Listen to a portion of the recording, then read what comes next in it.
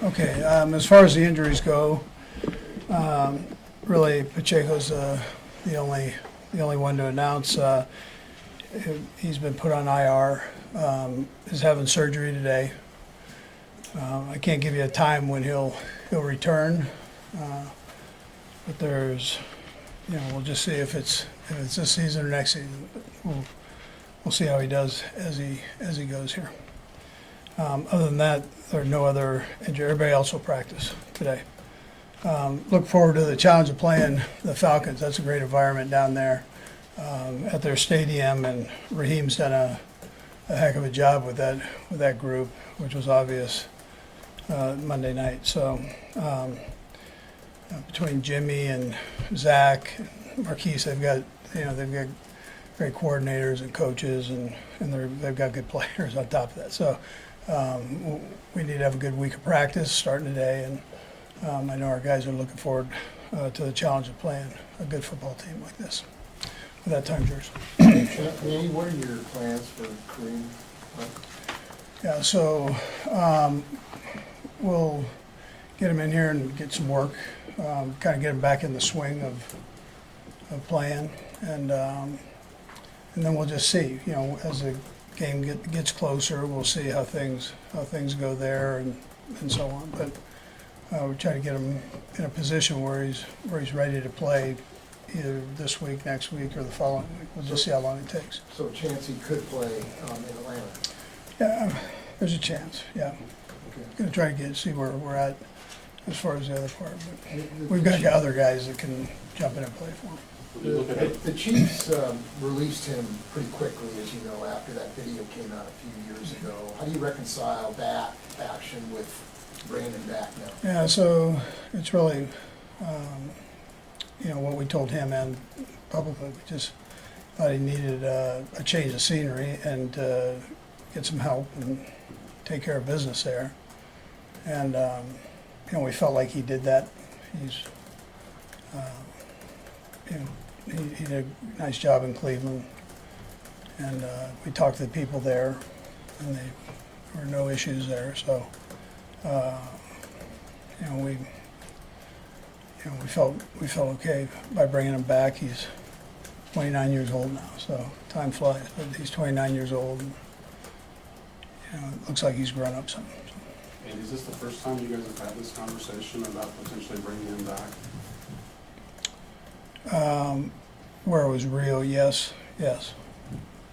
What were your conversations with him like that gave you the confidence of what you just outlined? Well, just calling around and making sure that things were okay. Pat stayed good friends with him, so he was at Pat's wedding, and so those two came out in the same class and developed a friendship here, and then their general manager spoke highly of him, so coaches and so on. So we felt good about it. Did you need to have a specific conversation points with him that reassured you too? So I was at the wedding. I talked to him there, and then I also talked to him before he got here and when he got here. So. And was it the type of thing where you felt like you need to speak specifically about the past? No, just make sure that keep your nose clean, right? That's the important part, and go play football. And that's, I think people deserve a second chance if they've done something to work on the first part of it. Maybe if everything goes well on the field, right? If he's in shape and obviously takes the playbook pretty well, is there a specific role that you sort of see him? Whether that's easing him into those first few games, or is there something you can foresee for him that you can sort of define? I want to see where he's at. I want to see him out there working today and where he's at. I'll probably have him doing more scout team stuff today than actually with the group. But let's see where he's at, and I'll be able to judge it better from there. He'll have some retention from the stuff that we've done here. So, and he's a sharp kid. He can pick everything up that's new. But let's get him started first and kind of see where we're at with him. And generally speaking, this has been a tough 10 days or so injury-wise with the Brown news and that Pacheco, just what's the messaging to the guys that are left to play moving forward? Yeah, so listen, our hearts go out for those kids first, and both those guys love to play the game.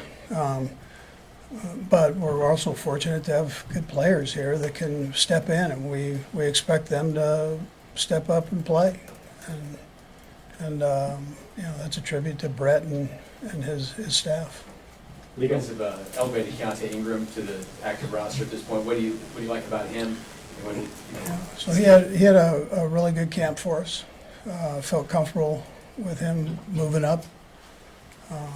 And like I said, you moved up, you're expected to be ready to play.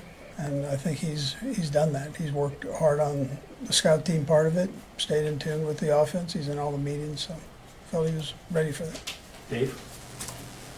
Going back to the part about the playbook, I wonder how much it has changed, and it's been quite a while, and you've got a whole lot of different personnel. How much, what do you know coming back? How quickly could he pick it up? Yeah, he'll know the base protections, he'll know the base runs. Some of the routes are a bit new, but we're not flexing them out and making him do all that. So he's just got to, some of the terminology, he's just got to hear the route terminology. But right now it's job specific for that team. So it's not like you're coming into training camp and you've got 300 plays. So he just has to make sure he stays in tune with that. Blair? Andy, first road game, you guys, the franchise has been really good on the road, 10 years or so. What are the conditions that need to be created to have the mindset to be successful on the road? Well, this is a loud venue, so you've got to be able to handle the noise. You have to come in with the right attitude. I mean, that's how it is. We try to keep it as consistent as we can with the travel part and times for meetings and such. So that's what we do. But every game's a challenge, so in itself. So whatever we did before doesn't matter for right now. So we just got to make sure that we prepare ourselves for it. Last four, we'll start with Nate. Nate. And you talked before about seeing statistical trends, sort of cycles of the NFL. I know it's just 2 weeks, but there's a lot of teams obviously passing the ball short, perhaps right at the line of scrimmage or behind the line of scrimmage. You guys are included in that. What are the benefits, and what are some of the explanations as to why you think yourself and other teams are throwing the ball shorter than usual? Yeah, some of it's the matchups according to coverage. Depending on what teams do. Our run game was effective this past week, so we use that more than the down the field stuff. And so it just depends on the matchups. I think most people would tell you that. Some of the teams that are throwing down the field had a little bit more space and different coverages to work with, where they could do that. Sam? Andy, obviously Kareem's numbers last year, I'm sure what he wanted them to be. What did you see on tape from him last year in combination with the workout you guys had with him? Yeah, so he had sports hernia surgery done a bit ago, so he, I think he was probably affected by that, a little bit, just coming back off of that. So, but I still saw the burst, the toughness when he got back in there. And then we worked him out here and felt good about it. But we'll see. He's getting up there. The running back say he's 29 years old. That's for a running back, that's old. Andy, did you ever think this reunion would ever happen before Pacheco's injury? Was there ever a thought that you might be able to coach it, Kareem again? No, but I think we meant what we said, that, you need to take care of this. I mean, you can't, this isn't good as you go through life for anybody. And so, it seems like he has a grasp on that. And I know he's done good here since that point. And, I anticipate that continues, but if that wasn't the case, we wouldn't have brought him back. We'll go last two guys, with Steve and then Matt. Go ahead, Steve. Coach, in regards to Pacheco's surgery today, I believe it was 2005, T.O. had that same, like, fibula surgery. What do you remember about T.O.'s journey back that same season that you can share with Pacheco? Yeah, he No, attacked. it was 20 years ago. No, well, I take a lot of fish oil. I thought that T.O. attacked it, and he was going to play in the Super Bowl. I mean, that's what he was going to do.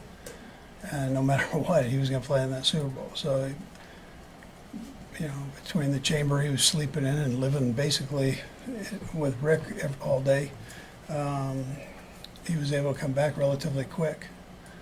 The thing you can learn from that is you attack the injury and stay positive with it. Everybody's different, but the fact that he wasn't going to be denied that opportunity. And Pacheco, and like T.O., Pacheco's one of those guys that you have to back off, and I know this is how he'll do.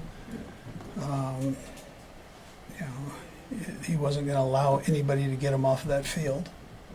Even if he had to crawl off of there, he was going to get off the field. So that's just how he's wired. But I would tell you that, you know, within reason and the guidance of Rick, I know he'll get himself back and ready to go whenever that is, yeah, as fast as he can. Matt? Coach, it's National Cheeseburger Day. Do you have any plans to celebrate? Yeah, McAfee just sent me a cheeseburger from McDonald's. I don't. I thought that was unique. McAfee's unique, so but I can't wait to enjoy it. All right, thanks, Coach. Thank you.